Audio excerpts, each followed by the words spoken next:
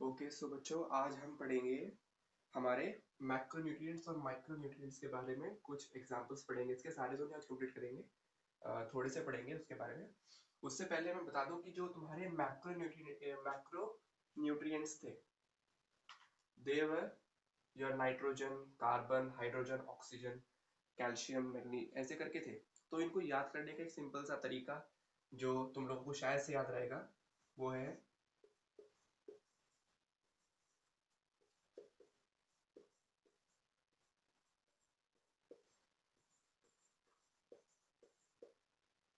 नेहा कक्कड़ ने मांगा चॉप्स का डब्बा। मतलब nitrogen, your case for potassium, magnesium, carbon, hydrogen, oxygen, phosphorus, sulphur, calcium, और ये डब्बे में तो कुछ नहीं है। तो नेहा कक्कड़ ने मांगा चॉप्स का डब्बा। इसके अलावा जितने भी बचेंगे वो सारे के सारे तुम्हारे क्या होंगे? Those all are your micro nutrients. बचते हमारे चार हैं, इन सब के अलावा चार और आते हैं, that is sodium, selenium, silicon and cobalt. ये चार तुम्हारे बेनिफिशियल होते हैं। These are your beneficial elements.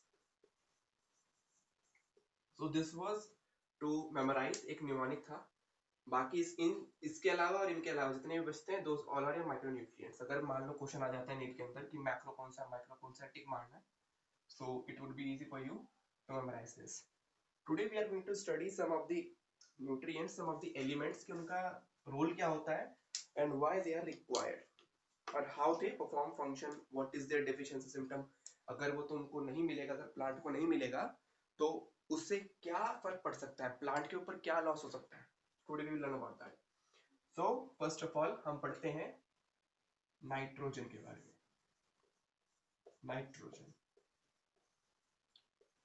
और look at this element. Nitrogen जो है आपका, यू नो दैट नाइट्रोजन बहुत ही इंपॉर्टेंट एलिमेंट होता है हमारी ग्रोथ के लिए भी, साथ ही साथ प्लांट की ग्रोथ के लिए भी। नाइट्रोजन जो है it plays a very important role, first of all in the growth of the plant.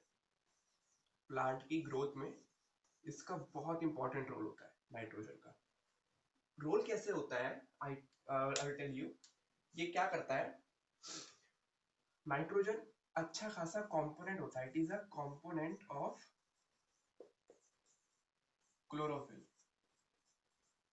ये क्लोरोफिल जो आपका होता है प्लांट के अंदर, उसका एक अच्छा खासा कंपोनेंट होता है। और अगर बात करो क्लोरोफिल के अंदर, तो क्लोरोफिल के अंदर जो आपके पोरफायरिन्स होते हैं, पोरफायरिन रिंग होती है क्लोरोफिल की एक रिंग होती है पोरफायरिन रिंग, तो उसका नाइट्रोजन अच्छा खासा कंपोनेंट होता है।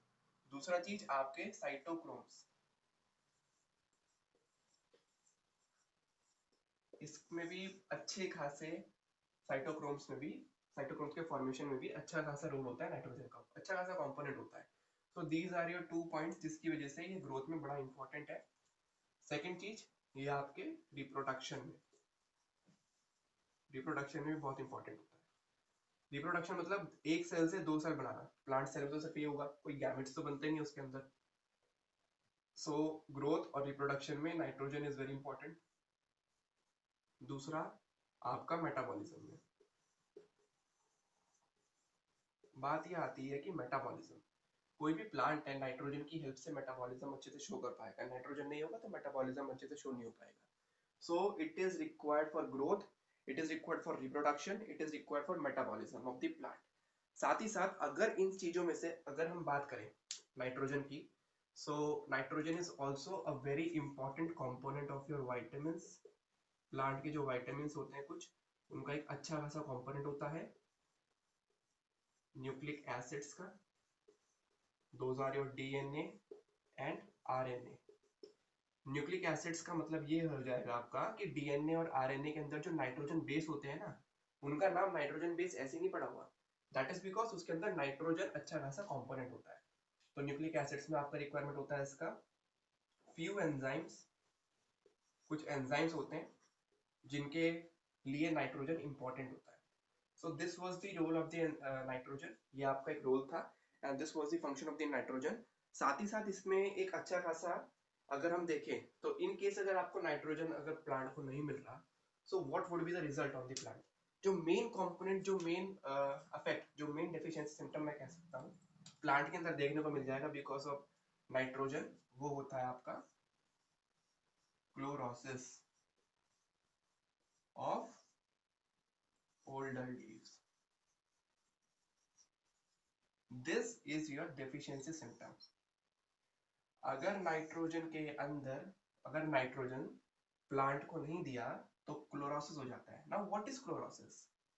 It is yellowing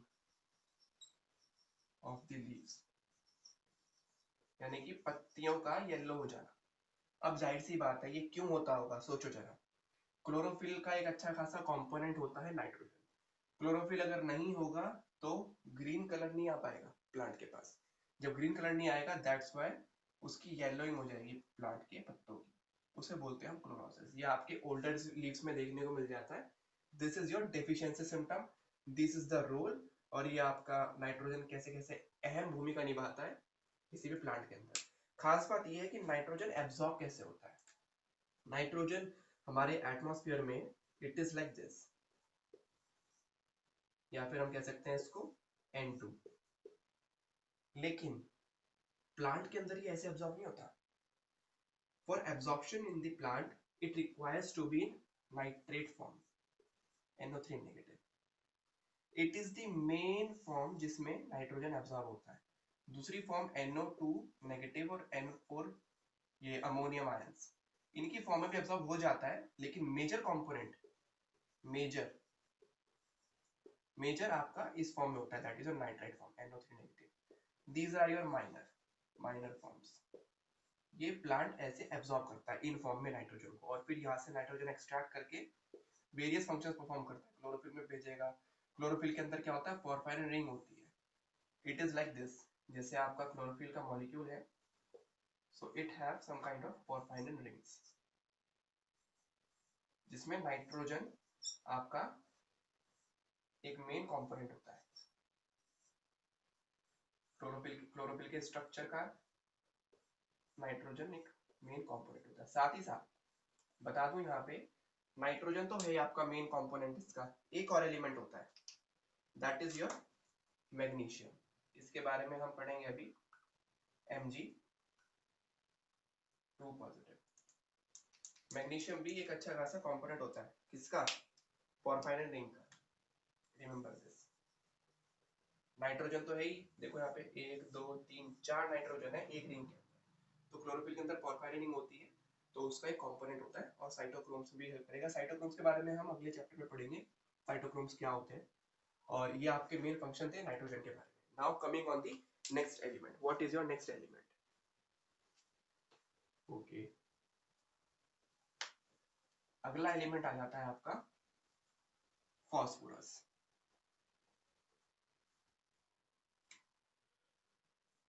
okay, so phosphorus.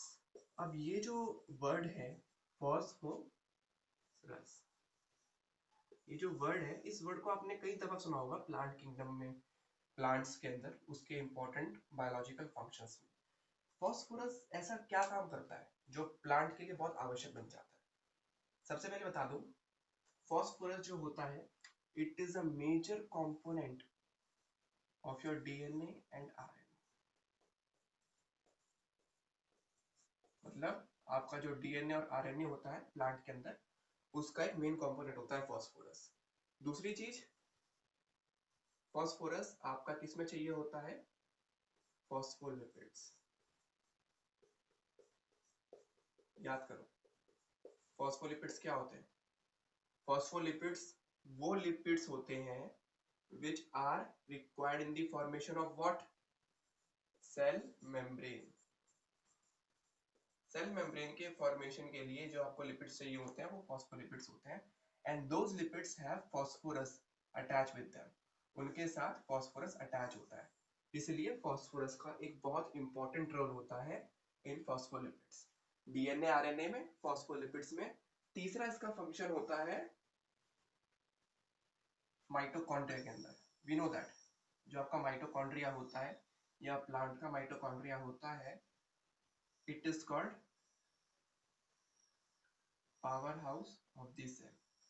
और वो ऐसे नहीं कहते इसको, power house of the cell ऐसे नहीं कहते, it is called power house of the cell because it forms ATP.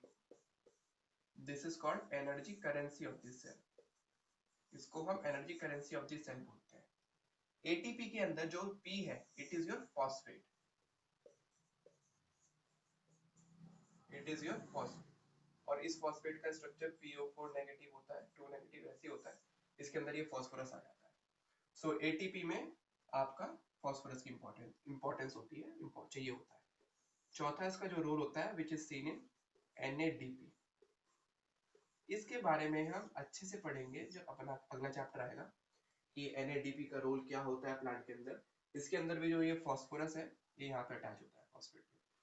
Phosphorus का ये एक अच्छा खासा रोल आपको देखने को मिल जाता है in your nucleic acids, in your phospholipids, in your mitochondria. Mitochondria के अंदर नहीं, एटीपी बनाता है ये। सो एटीपी में चाहिए होता है phosphorus. We know that ATP का फॉर्म होता है adenosine triphosphate. Adenosine is a amino acid triphosphate, तो यानी कि 3 फॉस्फेट जुड़ जाता है उसके साथ। It is called energy currency of the cell. और NADPH के फॉर्मेशन में चाहिए होता है फॉस्फोरस। सो और फॉस्फोरस तो ये आपका एक मेन फंक्शन दिखाते हैं। कुछ अच्छे खासे एंजाइम्स में भी फॉस्फोरस की डिमांड होती है। कुछ एंजाइम्स होते हैं जिसमें आपके फॉस्फोरस की हेल्प मिलती है उसको बनाने के लिए। और ये आपका सेल मेम्ब्रेन है। सेल मेम्ब्रेन में you know that it is because of phospholipids, वो मेंटेन रहती है, तो फॉस्फोलिपिड्स की रिक्वायरमेंट होती है। इसके बाद we will come to our next element. हाँ, इसको बताने से पहले लेट मी टेल यू कि एब्जॉर्ब कैसे होता है। फॉस्फोरस ऐसे प्रेजेंट होता है अर्थ क्रस्ट में, या तो फॉस्फोरस सिंपल होगा या फिर ये आपका किसी भी अनायन या फिर आयन के टाइम के साथ थोड़ा बहुत कोलैबोरेशन में होता है। प्लांट के अंदर इट इज एब्जॉर्ब्ड इन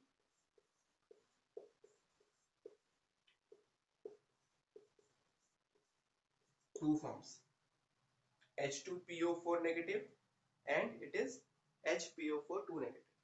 ये दो फॉर्म्स में फॉस्फोरस एब्सॉर्ब होता है। इन दो फॉर्म्स में प्लांट के अंदर फॉस्फोरस एब्सॉर्ब होता है, बाद में जाके ये H2 हट जाता है और H हट जाता है, और फिर ऑक्सीजन भी हट जाता है, दोनों तरफ से बचता क्या है phosphorus. But we must remember कि ये एब्सॉर्ब दो फॉर्म्स में होता है, that is H2O P4 negative and HPO4 2 negative. इन दो फॉर्म्स में एब्सॉर्ब होता है। ये टू इनमें कंफ्यूज मत होना, दिस सिंपल। या तो ये होगा ये वाला आयन PO4 3 नेगेटिव, ये सेम है और कुछ नहीं है। देखो दोनों के दोनों सेम है। अगर आप यहाँ पे 2 हाइड्रोजन को हटा दो तो यहाँ पे 3 नेगेटिव आ जाता है, और यहाँ पे अगर एक को हटा दो तो यहाँ पे भी 3 नेगेटिव हो जाता है 2 का। सिंपल है ये दोनों फॉर्म्स, ठीक है ना। फॉस्फोरस का हमने देख लिया कि ये फंक्शन होता है कि ये सारे फंक्शन दिखाता है, इस फॉर्म में एब्जॉर्ब होता है। इन केस अगर फॉस्फोरस प्लांट को नहीं मिलता सपोज, तो जेन्युइन सी बात है इन सारे फंक्शंस में कहीं ना कहीं डिफेक्ट आना शुरू हो जाएगा। सेल मेम्ब्रेन के अंदर डेफिशिएंसी आ जाएगी, थोड़ी बहुत deficiency in the sense cell membrane आपका फंक्शन करना थोड़ा कम कर देगी। सेल मेम्ब्रेन का फंक्शन होता है इधर उधर ट्रांसपोर्ट करना सिस्टम को, और प्रोटेक्शन, कई सारे फंक्शंस होते हैं, वो थोड़ा अपना फंक्शन को कम कर देगी। आपका माइटोकॉन्ड्रिया के अंदर जो एटीपी बनेगा फॉस्फोरस इसमें जुड़ता है, एटीपी के अंदर थोड़ा बहुत डिसबैलेंस आना शुरू हो जाएगा एटीपी के फॉर्मेशन में। और आपको खास तौर से देखने को मिल जाता है कि जो आपका NADP है और इसके अंदर भी थोड़ा बहुत डिफेक्ट देखने को मिल जाता है। कुछ एंजाइम्स होते हैं जिसमें फॉस्फोरस चाहिए होता है, उसमें डिफेक्ट वगैरह देखने को मिल जाता है। इसके बाद जो आपका एलिमेंट आता है दैट इज योर सल्फर। इन सारे एलिमेंट्स को याद करने का तरीका सिर्फ एक है, हर चीज के बारे में लिख लो कहीं पे पेपर में और डेली उस चीज को देखो, then only will memorise them कि इनका क्या क्या फंक्शंस होते हैं। और अक्सर नीट के अंदर एक ना एक क्वेश्चन आ ही जाता है इसमें से। सल्फर, देखो जो सल्फर एलिमेंट है ये भी एक आपका मैक्रो एलिमेंट है, मैक्रो न्यूट्रिएंट है। It is also required more than 10 millimoles per KG of the dry weight of the plant. Sulphur के अंदर यू मस्ट रिमेंबर कि it is actually a major component of 2 amino acids. Sulphur 2 amino acids का एक major component होता है। एक तो होता है आपका सिस्टीन,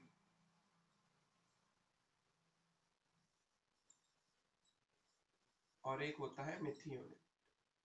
ये दो अमीनो एसिड्स होते हैं, ये डबल ए का मतलब है अमीनो एसिड्स।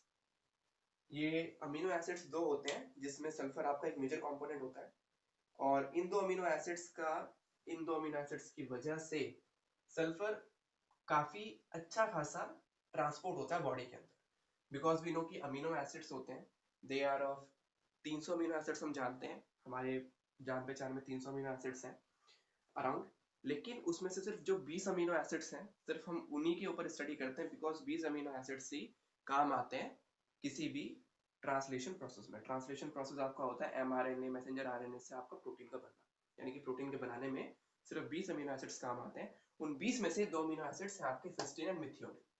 इन 2 अमीनो एसिड्स की खास बात यह है कि इनके अंदर सल्फर होता है।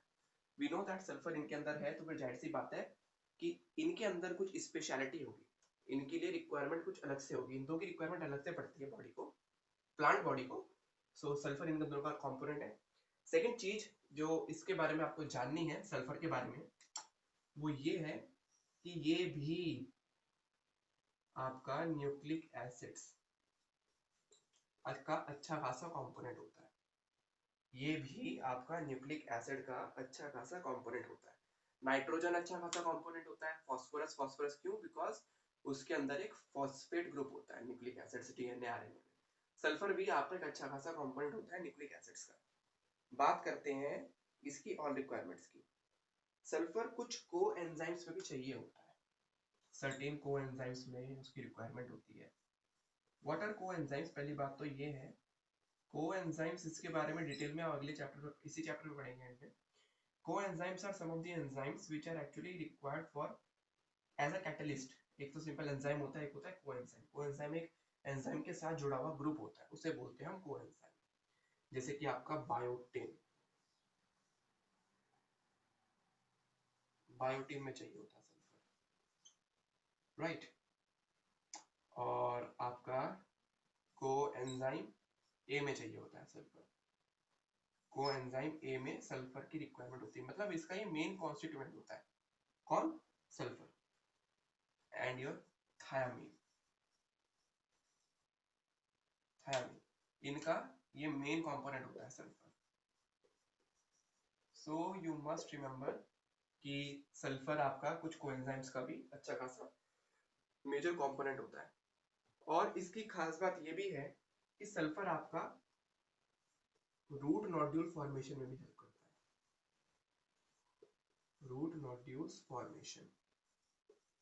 अब ये रूट नोड्यूल्स फॉर्मेशन क्या होती है? We know that leguminous plants जो होते हैं, जो आपके लेग्यूमिनस प्लांट्स होते हैं,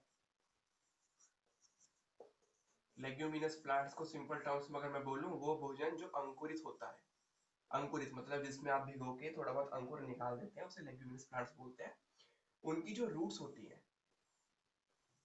उनकी रूट्स में they have some kind of nodules. वो नोड्यूल्स कहीं क्यों चाहिए होता है? Because of their nitrogen fixation. Nitrogen fixation क्यों चाहिए होता है? नाइट्रोजन फिक्सेशन भैया क्यों चाहिए इन्हीं प्लांट्स को, बाकी को क्यों नहीं चाहिए? इनको इसलिए चाहिए बच्चों क्योंकि वी नो दैट अंकुरित भोजन जो हम खाते हैं उसके अंदर हाई अमाउंट में प्रोटीन होता है। वेजिटेरियन फूड के अंदर इट इज सेड कि आपकी जो दालें हैं, जो चना है, चना दालें, जो आपकी किडनी बीन्स हो गई, जो आपके ये लेग्यूम्स हैं, इनके अंदर काफी अच्छी मात्रा में प्रोटीन का कंटेंट होता है। सो इनको अंकुरित करके इसलिए खाते ताकि प्रोटीन का कंटेंट फटाफट बॉडी में जाए। प्रोटीन को बनाने के लिए नाइट्रोजन चाहिए होता है, इसलिए इनको अच्छे अमाउंट में नाइट्रोजन चाहिए ताकि बॉडी के अंदर, अपनी बॉडी के अंदर नाइट्रोजन की मात्रा कम ना हो। So they have some kind of nodules here. इनके बॉडी में कुछ नोड्यूल्स होती है रूट्स की बॉडी में, और ये जो नोड्यूल्स होती हैं, नोड्यूल्स मतलब गांठें, इस नोड्यूल्स की फॉर्मेशन में, रूट नोड्यूल फॉर्मेशन में अच्छा खासा रोल प्ले करता है आपका कौन? सल्फर, लेग्यूमिनस प्लांट्स के अंदर। आगे इसका जो आपका रोल आता है, it is in your ferredoxin synthesis. Ferredoxin क्या होता है? ये एक तरीके का पिगमेंट होता है, उसके सिंथेसिस में भी इसका काफी अच्छा खासा रोल देखा गया है। इसके बारे में हम अगले अगले चैप्टर में पढ़ेंगे। दरअसल क्या है, ये जो चैप्टर है, इस चैप्टर को कायदे में तो पढ़ना चाहिए जब आप अपने 13th और 14th चैप्टर को पढ़ चुके हो, बिकॉज इस चैप्टर के अंदर बेसिक चीजों के बारे में जो डिस्कशन किया गया है, उन पाथवेज के बारे में, वो पाथवेज आप नहीं जानते अभी कि कौन कौन से पाथवेज है जिनके अंदर पैराडॉक्सिन आता है, साइटोक्रोम्स आते हैं, पोरफायरिन्स आते हैं। बट जैसे कि अभी फिलहाल चल रहा है ये chapter, so we will have to continue with this chapter. So ferredoxin है, उसके अंदर इसका अच्छा उसके मतलब सिंथेसिस में सल्फर का रोल देखा जाता है। दूसरी बात ये है कि सल्फर जो है ये एब्जॉर्प्शन पता है किस फॉर्म में होता है? इन सल्फेट, SO4 2 नेगेटिव, इन सल्फेट फॉर्म। सल्फर का एब्जॉर्प्शन सल्फेट फॉर्म में होता है, इस बात को याद रखना। सल्फर का जो एब्जॉर्प्शन होता है it is in the form of sulphate. अगर मैं बात करूं सल्फर क्या अगर डेफिशिएंसी सिम्टम अगर आपको देखने को मिलता है, मतलब मान लो कोई डेफिशिएंसी सिम्टम आ जाएगा, सो एक मेन डेफिशिएंसी सिम्टम जो कायदे में देखा जाए तो अक्सर सल्फर के साथ देखने को मिल जाता है, that is delay in flowering.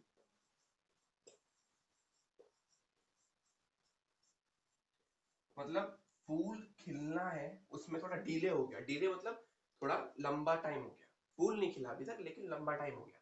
तो समझ जाना कि अगर ये डेफिशिएंसी सिम्टम आपको देखने को मिल रहा है किसी भी प्लांट के अंदर, देन 99% चांसेस होते हैं, 90% चांसेस होते हैं कि उसके अंदर डेफिशिएंसी सल्फर की है। और इनका मेन एम जो फ्लावरिंग का जो मेन रोल होता है, it is because of coenzymes plus your cysteine methionine, ये अमीनो एसिड्स होते हैं, इनके साथ इनको देखने को मिल जाता है। अब बात करते हैं सल्फर के बाद, सल्फर एब्जॉर्ब होता है सल्फेट आयंस की फॉर्म में, याद रखना। सल्फर के बाद आपका आता है अगला element, that is your magnesium. We are now actually studying macro elements. अभी फिलहाल हमने मैक्रो एलिमेंट्स कंप्लीट किए हैं, कर रहे हैं। फॉस्फोरस पढ़ लिया जैसे कि हमने, we have studied our nitrogen, we have studied a sulfur. Now we will come on our next element, that is your magnesium. देखो बच्चों, मैग्नीशियम जो होता है ना, ये काफी जरूरी होता है प्लांट के लिए, खास तौर से हमारे लिए भी चाहिए होता है। एक तो रोल हम इसका देख चुके हैं पहले ही, अभी आप हो गए सर कहाँ देखा रोल, अभी भी मैग्नीशियम का रोल याद करो, तुम्हें मैंने नाइट्रोजन वाले उसमें पढ़ाया है, अभी अभी जस्ट बिल्कुल अभी नाइट्रोजन में पढ़ाया था। जब तुम्हारा नाइट्रोजन क्लोरोफिल की रिंग में चाहिए होता है, पोरफायरिन रिंग के अंदर, तो बीच में ही हमने क्या पढ़ा था, ये मैग्नीशियम जो होता है आपका, वहां पर भी एक अच्छा खासा रोल प्ले करता है। बात करते हैं मैग्नीशियम की। देखो जो मैग्नीशियम है, देखो रोल क्या है मैग्नीशियम का, थोड़ा सा मतलब थोड़ा सा मैं कहूँगा लिमिटेड है। लिमिटेड मतलब इसका इतना कोई एक्सपेंसिव, इतना मतलब कोई वास्ट रोल नहीं है जितना बाकी एलिमेंट्स का था जो हमने भी पढ़े हैं। मैग्नीशियम का रोल आपका खास तौर से देखने को मिल जाता है इन योर क्लोरोफिल। भैया क्लोरोफिल के अंदर पोरफायरिन रिंग होती है, जो मैंने अभी बनाई भी थी ऐसे करके, राइट, ऐसे करके जो रिंग बनी थी अभी, ये जो रिंग होती है actually it is the structure of the chlorophyll. ये स्ट्रक्चर होता है क्लोरोफिल का, इसके जस्ट सेंटर में मैग्नीशियम प्रेजेंट होता है। Magnesium is actually required to maintain this structure. इस स्ट्रक्चर को मेंटेन करने के लिए मैग्नीशियम की रिक्वायरमेंट होती है। दूसरा जो इसका रिक्वायरमेंट होता है that is in ribosome formation. आप कहोगे राइबोसोम फॉर्मेशन ये क्या मतलब हुआ? Let me tell you. दरअसल क्या होता है, राइबोसोम हम पढ़ते आए हैं, एक बार थोड़ा बता देता हूँ। यूकैरियोटिक सेल्स होते हैं and your prokaryotic, right, we know this. बच्चों क्या होता है, जो आपके यूकैरियोटिक सेल्स हैं और प्रोकैरियोटिक सेल्स हैं, इन दोनों के अंदर राइबोसोम्स होते हैं। फर्क इतना आता है, इनके अंदर जो सेडिमेंटेशन कांस्टेंट होता है वो थोड़ा सा अलग अलग होता है। यूकैरियोटिक के अंदर it is 80s ribosomes, prokaryotes में it is 70s ribosomes. We know that 80s 70s, लेकिन अगर मैं आपको इनको बताऊं कि बनता कैसे है, इनकी सब यूनिट्स होती हैं फर्दर। 80 की होती हैं 60s एंड 40s, 70 की आपकी क्या क्या होती हैं 50s एंड 30s। अब अगर आप जोड़ दो 60 और 40 को, क्या रिजल्ट आना चाहिए? 100s आना चाहिए, राइट। दरअसल क्या है 60th एंड 40th जो यूनिट्स होती है these are actually like this, बड़े वाला और एक छोटे वाला। ऐसी 50s जो है आपका उसका मैं थोड़ा यहाँ पे बना रहा हूँ, बड़े वाला और ये 30s छोटे वाला। तो राइबोसोम का जो फाइनल स्ट्रक्चर होता है वो इन दोनों के मिलाप से बनता है, बड़ी यूनिट से छोटी यूनिट से। दीज आर योर सब यूनिट्स। अगर हम 60s और 40s को जोड़ते हैं तो 100s होना चाहिए, इट शुड बी 100s, लेकिन 100s नहीं है, यहाँ पे 80s है, यानी कि 20s कहीं चला गया। ये जो 20s है ना, it is actually lost in the formation, ये फॉर्मेशन में लॉस्ट हो जाता है, 100s नहीं होता, इट इज 80s। लेकिन बच्चे की जो दो यूनिट्स है ना, एक तो लार्जर यूनिट होती है, एक होती है स्मॉलर। ये दोनों यूनिट्स पास में कब आती है? दोनों की दोनों बच्चों पास में तब आती है when they see magnesium ion. आजू बाजू में अगर मैग्नीशियम आयन देख लेना उन्हें, फटाफट चिपक जाएंगे एकदम आके। दो यूनिट्स है, बड़े वाली छोटे वाली, अलग अलग रहेंगी, राइबोसोम नहीं बना हुआ। जैसे मैग्नीशियम आयन देखेगा उनको चिपक जाएंगी, और फिर बाद में एकदम कंक्लूड करके बना लेता है ऐसा स्ट्रक्चर।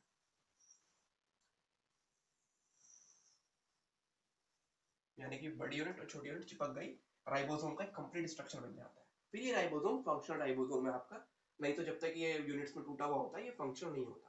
ऐसे 70s में 50 होना चाहिए, 30 होना चाहिए, दोनों की दोनों सब यूनिट्स होती हैं, दोनों के जोड़ने से 80s आता है, लेकिन 80s नहीं होता, 70s होते हैं। 10s आपके ऐसे ही लॉस्ट हो जाते हैं in the formation of this. So this was your actually a concept कि राइबोसोम्स फॉर्मेशन में मैग्नीशियम आयन क्यों चाहिए होता है, ताकि राइबोसोम का स्ट्रक्चर बन पाए। साथ ही साथ हम ये भी देखते हैं बच्चों कि जो मैग्नीशियम आयन है ये आपके दो टाइप के, एक्चुअली क्या है, कुछ आपके जो एलिमेंट्स होते हैं, जो एलिमेंट्स हैं they actually act as activators. ये एक्टिवेटर की तरह भी काम करता है, कुछ एलिमेंट्स जो एक्टिवेटर की तरह काम करते हैं, उनमें से एक मैग्नीशियम है जो दो एंजाइम्स के एक्टिवेशन में हेल्प करता है। एक्टिवेशन का मतलब क्या है, एक एंजाइम, कोई भी एंजाइम होता है, काम करने के लिए उसको एक तरीके का प्रोस्थेटिक ग्रुप चाहिए होता है। मतलब ऐसा देखा जाता है कि कुछ एंजाइम्स को कुछ अच्छा सा अपना कैटलिस्ट वाला काम करने के लिए कुछ प्रोस्थेटिक ग्रुप्स की आवश्यकता पड़ती है। प्रोस्थेटिक ग्रुप्स मतलब कोई भी एलिमेंट वाला, इनऑर्गेनिक कॉन्स्टिट्यूएंट वाला ग्रुप जो आके चिपक जाता है और उससे वो एक्टिव बन जाता है। इनके एक्टिवेशन में भी अच्छा खासा रोल देखा जाए, इसका एक एक्टिवेटर मतलब एक्टिवेटर की तरह भी रोल होता है मैग्नीशियम का, और वो दो एंजाइम्स के केस में होता है। So those two enzymes are actually, एक तो होता है आपका रूबिस्को। अब आप कहोगे रूबिस्को क्या चीज है, इसका फुल फॉर्म बड़ा तगड़ा है, तगड़ा इसका फुल फॉर्म क्या है, राइबोलोज biphosphate carboxylase oxygenase. This is the full form of this enzyme, राइबोलोज biphosphate carboxylase and oxygenase. इसके एक्टिवेशन में काम करता है आपका कौन, मैग्नीशियम। दरअसल इसमें जो ये कार्बोक्सिलेज और ये ऑक्सीजनेज है, दरअसल की दोनों एक्टिविटी होती है, कार्बोक्सिलेशन की भी एक्टिविटी होती है सिग्नल की, और ऑक्सीजनेशन की भी होती है, दैट्स व्हाई इसका नाम ऐसा पड़ा हुआ है क्या, रूबिस्को। और जो अगला जो आपका आयन है, सॉरी अगला जो एंजाइम है जिसमें इसकी रिक्वायरमेंट होती है एक्टिवेशन के लिए, that is phosphoenol pyruvate carboxylase. Don't worry, ये दोनों जो एंजाइम्स हैं इनके बारे में अच्छे से समझ लोगे अपने, जब इनको इसको ये भी बोलते हैं पीपीकेस, और फॉस्फोइनॉल पायरुवेट कार्बोक्सिलेज। इन दोनों एंजाइम्स को अच्छे से पढ़ लोगे अपने जस्ट नेक्स्ट चैप्टर में से, अगला जो चैप्टर है 13 चैप्टर, उसके अंदर आप समझ लोगे कि it is required in C3 cycle, it is required in C4 cycle. दरअसल क्या होता है C3 एंड C4 साइकिल्स, ये जो साइकिल्स हैं ये वो साइकिल्स हैं जो बताती है कि कार्बन है ना, कार्बन CO2 से कैसे निकल के एक फिक्सेशन, मतलब कैसे कार्बन का फिक्सेशन होता है, कैसे वो फिक्स होता है किसी भी दूसरे कंपाउंड में, लाइक ग्लूकोज का बनना कैसे होता है उस कार्बन का, CO2 से बनता है ना glucose, we know that CO2 plus H2 is equal to glucose plus O2, है ना। तो वो ग्लूकोज जो बनता है वो कार्बन से कैसे बनता है, तो उसके लिए दो एंजाइम्स काम करते हैं, अलग अलग साइकिल्स होती हैं ये। सो ये जो एंजाइम्स है, फिलहाल याद रखो कि इनके एक्टिवेशन के लिए मैग्नीशियम चाहिए होता है। और बच्चों मैग्नीशियम Mg2 पॉजिटिव अक्सर देखा जाता है, ये इसी फॉर्म के अंदर आपका एब्जॉर्ब होता है Mg2 पॉजिटिव, और कोई फॉर्म नहीं होता इसका। रहा सा मैग्नीशियम आयन के बारे में अगर मैं बताऊं, तो ये आपका देख रहे हो जैसे कि क्लोरोफिल है, तो जाहिर सी बात है फोटोसिंथेसिस में इसका एक अच्छा खासा रोल हो जाता है, फोटोसिंथेसिस। इसके अंदर इसका अच्छा खासा रोल आ गया बिकॉज ऑफ क्लोरोफिल। इन दो एंजाइम्स की वजह से इसका अच्छा खासा रोल किसमें आ जाता है, respiration. We know that respiration के अंदर इसका अच्छा खासा काम आ जाता है। रेस्पिरेशन और ब्रीदिंग में कभी कंफ्यूज मत होना, बहुत अलग अलग टर्म। ब्रीदिंग है सिंपल, अंदर सांस का लेना बाहर छोड़ना। रेस्पिरेशन उससे जो ऑक्सीजन पहुंचा है उसका ऑक्सीड मतलब उससे किसी भी खाने को तोड़ना, break down, that is called respiration. Magnesium जो बच्चे हैं, it is also required for synthesis of DNA and RNA। DNA और आरएनए की सिंथेसिस में चाहिए होता है, रिमेंबर दिस। इसका कोई कंपोनेंट नहीं है मैग्नीशियम डीएनए फिर आरएनए का, लेकिन इनके सिंथेसिस में चाहिए होता है। This was the function of the magnesium. क्यों मैग्नीशियम चाहिए होता है प्लांट बॉडी के लिए। सो ये सारे के सारे इसके फंक्शन है, इस फॉर्म में एब्सॉर्ब होता है magnesium. We know that magnesium Mg होता है, एक एलिमेंट है, लेकिन आयन की फॉर्म में एब्सॉर्ब होते हैं। इसके बाद we are going to study about our potassium। First of all, we are covering our macronutrients, nitrogen, potassium, अभी फॉस्फोरस पढ़ लिया हमने, सल्फर पढ़ लिया, मैग्नीशियम पढ़ लिया। Now we will cover our potassium. अब देखो जरा पोटेशियम को। Okay, so potassium that is your K. Potassium का साइन के होता है, पी नहीं होता, पी इज फॉर फॉस्फोरस। जो आपका पोटेशियम होता है इसका भी अच्छा खासा रोल देखा जाता है किसी भी प्लांट के अंदर। Potassium is also required in very high amount. और इसका जो एब्जॉर्प्शन होता है दैट इज ऑब्वियस सी बात है, एक मोनोवेलेंट आयन की फॉर्म में होता है, मोनोवेलेंट कैटायन की फॉर्म में होता है, दैट इज के पॉजिटिव। इसके अलावा इसकी और कोई फॉर्म देखी भी नहीं जाती है। पोटेशियम के पॉजिटिव होता है, इसकी यही फॉर्म देखी जाती है, इसके अलावा ऐसी की और कोई फॉर्म देखी नहीं जाती है। पोटेशियम का जो एक अच्छा खासा रोल होता है ना, वो होता है आपका, याद रखना, पोटेशियम का जो की रोल है, की रोल मतलब इसके अलावा और किसी और का रोल नहीं होता, वो होता है स्टोमेटा की ओपनिंग एंड क्लोजिंग में। अब इस चीज को मैं तुम्हें सर समझाता हूँ कि स्टोमेटा की ओपनिंग और क्लोजिंग कैसे होती है। स्टोमेटा की ओपनिंग एंड क्लोजिंग होती कैसे है, we will also learn here only. देखो क्या है, वी नो दैट स्टोमेटा है, स्टोमेटा की जो ये अंदर वाली लेयर होती है, इनर वॉल, जो ये आपकी इनर वॉल है, इट इज योर थिक, ये मोटी होती है। आपका एक और स्टोमेटा है यहाँ पे, ये गार्ड सेल बनाया मैंने, ठीक है ना। This is your actually the guard cell. We know that कि जो आपकी ये वॉल्स होती हैं, कौन सी, अंदर वाली, ये थोड़ी सी मोटी होती है एज कम्पेयर टू, थोड़ी सी नहीं मतलब अच्छी खासी मोटी होती है, ठीक होती है as compare to the outer walls. Outer wall आपकी जो ये है ये थिन है। This is your what, guard cell, and it is thick, it is thin. क्या रोल होता है कि ये स्टोमेटा खुलेगा या बंद होगा, उसका क्या फंडा आता है। फंडा ये है इसका, आपको पता है कार्बोहाइड्रेट्स, मतलब ग्लूकोज ले लो, सुक्रोज ले लो, फ्रक्टोज ले लो, कायदे में तो ग्लूकोज लेते हैं, कार्बोहाइड्रेट्स होते हैं। कोई भी कार्बोहाइड्रेट है, इस स्टोमेटा है तो प्लांट सेल ही, इसके अंदर C4 पाथवे से जाता है। C4 पाथवे के अंदर क्या है, इसके बारे में हम अपने अगले चैप्टर पढ़ेंगे। बता दूं, पहले बनता है फॉस्फोइनोल पायरूवेट, फिर बनता है ऑक्सैलो एसिटिक एसिड, ठीक है ना। उस उसके बाद आता है आपका malic acid. Now malic acid is formed finally. After this major role will be played, what happens, malic acid is broken into two parts। एक तो टूट जाता है ये आपका मैलेट में, एक टूट जाता है H पॉजिटिव आयन में। Now on the outer wall of the guard cell of the stomata, there is a presence of co-transporters. Here it is presence of co-transporters. What are co-transporters? Co-transporters are the transporters which transport two type of ions simultaneously at the same time. But this is an anti-transporter. ये क्या करता है? ये एक तरफ से तो hydrogen को बाहर फेंक देता है, दूसरी तरफ से पोटेशियम को अंदर ले लेता है. It is potassium hydrogen anti co-transporter. What it is? Potassium hydrogen anti co-transporter. जब ये पोटेशियम आयन को अंदर लेता है तो पोटेशियम आयन अंदर एक्यूमुलेट करना शुरू कर जाता है. क्यों एक्यूमुलेट करेगा भैया जी? मैलिक एसिड टूट रहा है मेलेट में, एस पॉजिटिव में, और पॉजिटिव से ये बाहर जाएगा जाएगा जाएगा.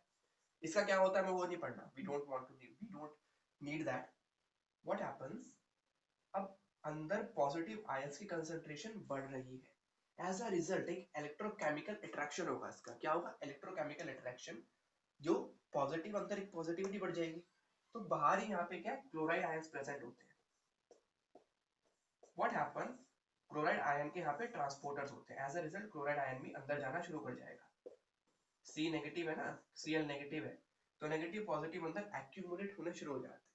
Now these two together, K positive and malate, they will form K malate. और ये आपका जब कंसंट्रेशन इनका बढ़ जाता है, एज अ रिजल्ट इसका कंसंट्रेशन बढ़ गया, अंदर क्या हो जाता है? अंदर आपका हाइपरटोनिक सॉल्यूशन बन जाता है. अंदर क्या बन जाता है? Hypertonic solution. As a result of the hypertonic solution we know that in the hypertonic solution क्या होता है? एंडोऑस्मोसिस. क्या होता है? एंडोऑस्मोसिस. मतलब पानी ये अंदर सोखेगा. एज अ रिजल्ट सराउंडिंग्स में से ये पानी खींचना शुरू करता है, H2O को लेना शुरू करेगा. एंडोऑस्मोसिस. और करते करते करते करते ये जो स्टोमेटा था लूज था, टर्जिड होके it will increase in size. It will increase in size. ये अपने साइज में बड़ा हो जाता है. कौन? स्टोमेटा. और ये सेल की टर्जिडिटी बना देती है. एंडोऑस्मोसिस से cells become turgid. Cell turgid बन जाता है और सेल खुल जाता है. सो दिस इज योर मतलब एक्सेप्ट किया गया है ये आपका मैकेनिज्म कि इसी की वजह से कोई भी स्टोमेटा खुलता है. तो यहाँ पे अहम भूमिका किसकी थी? पोटेशियम की. क्लोराइड ने क्या करा? इसने दो काम करे हैं. एक तो इसको न्यूट्रल किया है because these are positive these are negative. दूसरी चीज, क्लोराइड आयन ने भी अंदर कंसंट्रेशन बढ़ाई है सोल्यूट की. सोल्यूट के अंदर कंसंट्रेशन जब बढ़ी है तो यहाँ पे कंसंट्रेशन बढ़ा है, हाइपोटोनिक सॉल्यूशन बना है. एज अ रिजल्ट इन्होंने पानी खींचा है. किसके थ्रू? ऑस्मोटिक प्रेशर के थ्रू. या फिर कह सकते हो अंदर ऑस्मोटिक प्रेशर बढ़ गया, राइट. इन्होंने बाहर से पानी खींचना शुरू किया. उसी की वजह से हाइपोटोनिक सॉल्यूशन की वजह से एंडोऑस्मोसिस शो किया, सेल टर्जिड बन गया, पानी जब बाहर से आएगा. This is your mechanism of stomata opening and closing. Closing कैसे होती है? क्लोजिंग भी आपके अपोजिट डायरेक्शन में होती है. It is because of the sodium and potassium. लेकिन आपको ये जानना था कि कैसे मतलब कोई भी चीज खुल जाती है, मतलब ये स्टोमेटा खुल जाता है. ये था आपका मैकेनिज्म जो आपका मुझे बताना था ऑफ द पोटेशियम. पोटेशियम का बहुत अच्छा खासा रोल देखने को मिल जाता है इस चीज के अंदर. That is your opening and closing of the stomata. Now let me tell you one more thing. बच्चों जो पोटेशियम होता है इसका आपको रोल और भी देखने को मिलता है. इट इज नॉट सिंपल कि ये सिर्फ यही इसी चीज में मतलब खत्म हो जाता है. इसका रोल और भी है.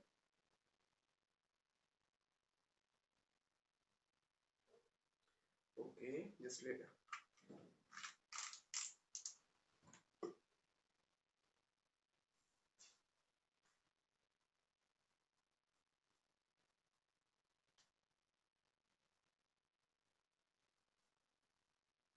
देखो, पोटेशियम आपका opening and closing of the stomata तो करता है.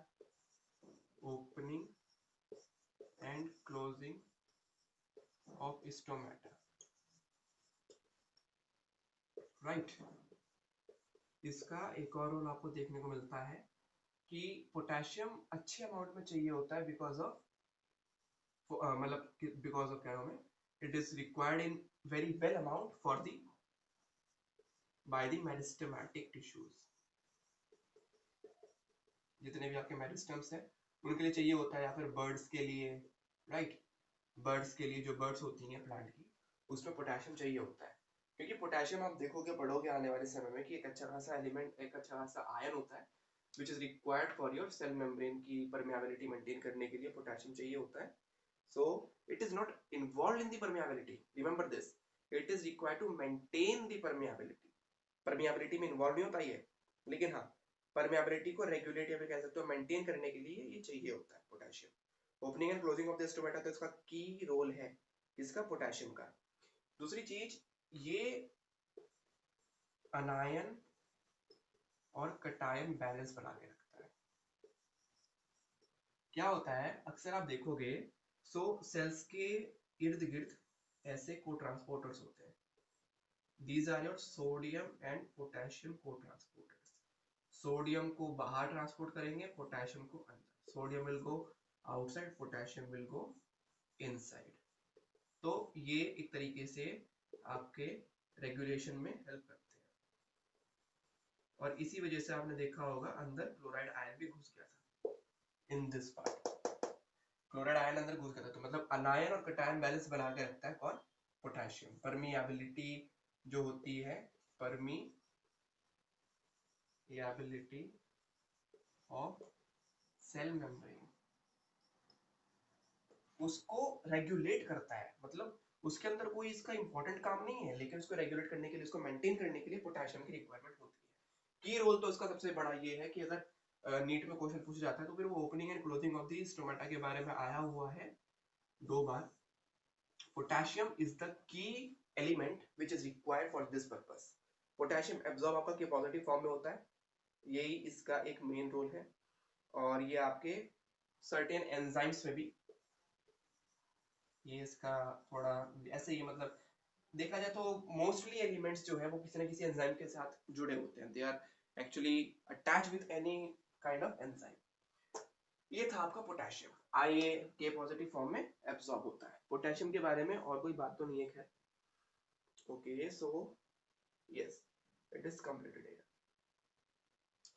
और हाँ, एक और खास बात मैं बताना भूल गया, ये opening and closing of the stomata में काम करता है। तो इसके अलावा ऐसे भी पूछ सकते हैं कि ये ट्रांसपीरेशन को रेगुलेट करता है।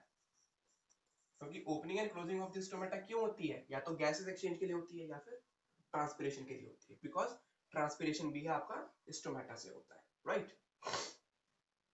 Okay, now let's move further. और याद रखना स्टोमेटा के अंदर जो ये इनर की वॉल होती है थिक होती है, आउटर थिन होती है। इसका भी एक अहम रोल है। जब ये खिंचती है ना, ऐसे थोड़ी सी खुलती है थिकर वॉल, ये मतलब क्या है, ये भी जाएगी बाहर, ये तो आसानी से खिंच जाएगी। एज अ रिजल्ट इसके यहाँ पे फिलामेंट्स जुड़े होते हैं। क्या जुड़े होते हैं? Filaments, micro filaments. वो फिलामेंट्स भी इसको ऐसे पकड़ के खींचते हैं। They open it like this, ऐसे। Alright, so it is the requirement. जो इसका एनाटॉमी है वो इसी हिसाब से इसलिए बना हुआ है ताकि वो रेगुलेट कर सके किसी भी स्ट्रक्चर को।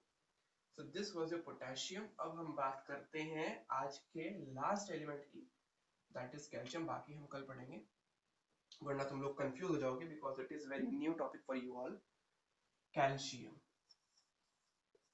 अब देखो कैल्शियम जो होता है ये आपका, जाहिर सी बात है जो आप लोग सोच रहे हैं, इसी फॉर्म में अब्सॉर्ब होता है, Ca2 पॉजिटिव, इसी फॉर्म में इसका अपटेक होता है। इसका रोल जो होता है it is usually in meristems, meristematic tissues में होता है। दरअसल क्या है, आपके जो मेरिस्टेमेटिक टिश्यूज होते हैं, आपको पता होगा कि जो कैल्शियम है वो क्या करता है, it is a very very important constituent of middle lamellae. ये 2 सेल वॉल है, इन 2 सेल वॉल के बीच में थोड़ा सा कॉन्स्टिट्यूएंट होता है, मतलब इनको चिपकाने की तरह एक सीमेंटिंग का काम करता है। कौन? एक लेयर होती है। and this layer is known as which layer? It is called middle lamellae. all right, और मिडिल लैमेले किसका बना होता है? कैल्शियम पेक्टेट का। इस बात को याद रखें कि कैल्शियम आपको मिडिल लैमेले के लिए चाहिए होता है, और मेरिस्टेमेटिक टिश्यू में क्या होता है? हाईली डिवाइड, दे हाईली डिवाइड, वो बहुत जल्दी डिवाइड करते हैं। प्लांट सेल है, डिवाइड फटाफट कर रहा है मेरिस्टेमेटिक टिश्यू, और मिडिल लैमेले का कॉन्स्टिट्यूएंट होता है calcium. That's why we require, मतलब उनको कैल्शियम की आवश्यकता इस चीज में पड़ती है। किसमें? मेरिस्टेमेटिक टिश्यू में। राजा वही है, मैकेनिकल सपोर्ट। जाहिर सी बात है, जैसे हमारे अंदर मैकेनिकल सपोर्ट होती है कैल्शियम की वजह से, ऐसे ही इनके अंदर भी मैकेनिकल सपोर्ट चाहिए होती है because of the calcium. Because calcium जो है वो आपका अंदर के सेल डिवीजन के वक्त जो स्पिंडल फॉर्मेशन होता है ना, उसमें भी हेल्प करता है। स्पिंडल फॉर्मेशन में हेल्प करता है, तो फिर अपने जो थ्रेड्स हैं उनको ऐसे स्प्रेड कर देता है। और कैल्शियम काफी स्ट्रॉन्ग एलिमेंट होता है, वो मतलब एक मैकेनिकल सपोर्ट की तरह अच्छे से काम करता है। दूसरी बात आपके जो कैल्शियम के बारे में है वो ये है, एक तो ये आपको मैकेनिकल सपोर्ट ऐसे प्रोवाइड करता है कि आपका मिडिल लैमेले का ये कॉन्स्टिट्यूएंट है।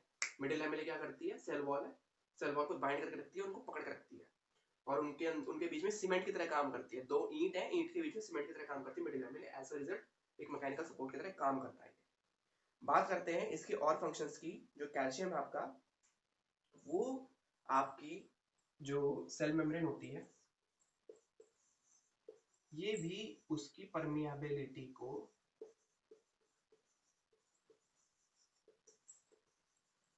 मेंटेन करने में हेल्प करता है। सेल मेम्ब्रेन परमिएबिलिटी को ये क्या करता है? मेंटेन करने में हेल्प करता है। देखो, इसका कोई रोल तो नहीं है सेल मेम्ब्रेन के फॉर्मेशन या फिर उसमें, लेकिन उसकी परमिएबिलिटी में मेंटेन करने में रोल होता है इसका। जैसे कि आपका पोटेशियम में था, पोटेशियम भी रेगुलेट करता है सेल मेम्ब्रेन की परमिएबिलिटी को, ऐसे कैल्शियम भी मेंटेन करता है सेल मेम्ब्रेन की परमिएबिलिटी को।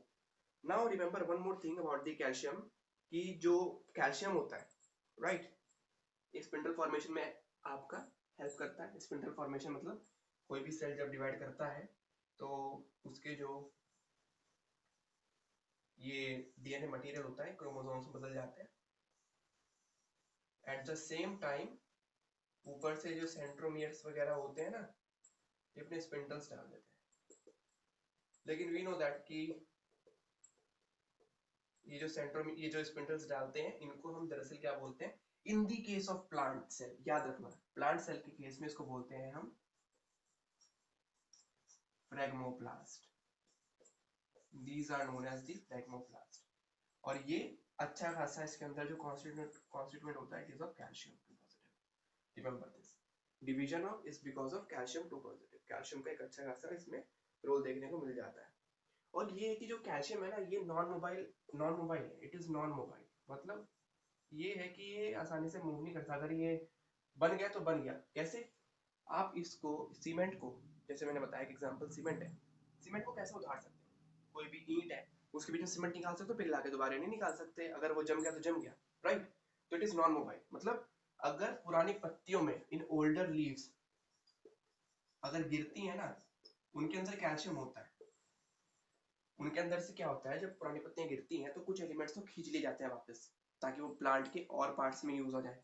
लेकिन कुछ होते हैं जो वहीं पे रह जाते हैं, which are non mobile elements. उनमें से एक होता है आपका कैल्शियम। कैल्शियम क्या है? उनके सेल वॉल के बीच का एक स्ट्रक्चर होता है मिडिल लैमेला का। तो मिडिल लैमेला लेयर हटती नहीं है, तो वहीं के वहीं अटका रह जाता है। That's why calcium is a non mobile element and it accumulates in the older leaves. दूसरी बात ये थी इसकी कि मेटाबॉलिक एक्टिविटीज में भी काम आता है। ये तो देखो, ये तो नॉर्मल सी बातें हैं। कुछ मेटाबॉलिक एक्टिविटीज में काम आता है, आपकी सेल वॉल परमिएबिलिटी में मेंटेनेंस करके रखता है। मेन काम क्या है इसका? Mechanical support. जैसे पोटेशियम का है सोडियम पोटेशियम, सॉरी, जो ये स्टोमेटा होता है उसकी opening and closing. Mechanical support आपका मेन काम है इसका, कैल्शियम का। अगर कैल्शियम नहीं है, सपोज अगर कैल्शियम अच्छी मात्रा में नहीं दिया, तो क्या हो सकता है? जाहिर सी बात है, मैरिस्मेटिक टिश्यू है, उसके फॉर्मेशन में थोड़ा सा डिसबैलेंस हो जाएगा। वो कैसे होगा? डिसइंटीग्रेशन हो जाता है। ये आपका डेफिशिएंसी सिम्टम है। This is your deficiency symptom. जाहिर सी बात है, अगर कैल्शियम नहीं दिया तो डिसइंटीग्रेशन हो जाएगा।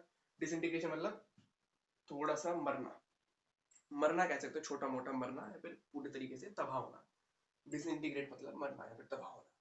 मैथमेटिक टिश्यू मतलब एपिक्स हो जाएगा आपका, एपिकल मेरिस्टम्स, आपके रूट के मेरिस्टम्स थोड़े बहुत डिसइंटीग्रेट होने शुरू हो जाएंगे। दूसरी बात ये है, स्पिंडल फॉर्मेशन कब होता है? जब सेल डिवाइड करता है। अगर स्पिंडल फॉर्मेशन में डिफेक्ट आया, इसका मतलब कैल्शियम के अंदर डिफेक्ट रहा होगा और इस वजह से सेल डिवीजन में थोड़ा बहुत डिस्टर्बेंस आ जाता है, यानी कि डिफेक्ट इन सेल डिवीजन। ये आपके क्या है? डेफिशिएंसी सिम्टम है। किसी भी डेफिशिएंसी सिम्टम को देखो परखने के लिए एक सिंपल सा फंडा होता है, उसके रोल को जान लो, उस एलिमेंट का रोल क्या है। उस एलिमेंट के रोल को अगर आप जान लोगे, so it will be easier for you to rememorise कि क्या उसका इफेक्ट पड़ता है। अगर तुम जानते हो उसका रोल क्या है, जैसे इसका रोल आप जानते हो ये है, ये है, ये है, ये है, अगर ये नहीं होगा तो जाहिर सी बात है इन सब रोल में तो गड़बड़ी आएगी, और गड़बड़ी आने का मतलब इसमें डिसइंटीग्रेट हो जाएगा मैकेनिकल सपोर्ट में, तो फिर डिफेक्ट हो जाएगा सेल डिवीजन में। सेल मेम्ब्रेन की परमेबिलिटी मेंटेन करके रखता है, लेकिन इतना इफेक्ट नहीं पड़ेगा, बिकॉज क्या पता अगर ये है या फिर नहीं है, लेकिन पोटेशियम तो है, वो तो रेगुलेट करता है, क्या पता पोटेशियम कर रहा है उसकी जगह। नॉन मोबाइल है तो इसमें तो कोई फंडा नहीं पड़ता। ओल्ड लीव्स के अंदर मेटाबॉलिक एक्टिविटीज ये भी नॉर्मल है, मतलब प्लांट के अंदर कुछ ना कुछ और एलिमेंट्स होते हैं जो इनकी जगह अपना काम दिखाते रहते हैं, लेकिन ये आपका essential element, because essential element क्यों है? बिकॉज मैकेनिकल सपोर्ट इसकी वजह से मिलती है, मिडिल लैमेला की वजह से, वो और कोई नहीं दे सकता। हमारी बॉडी में भी हड्डियां होती हैं, उनके अंदर कैल्शियम होता है, सो वो भी और कोई नहीं दे सकता। सो this was the today's class. आज की क्लास यही थी, ज्यादा मैं नहीं पढ़ा रहा आज, बिकॉज नहीं तो तुम लोग कंफ्यूज हो जाओगे, it would B confusing for you. Remember one thing, दोबारा इस वीडियो को देख लेना एक बार,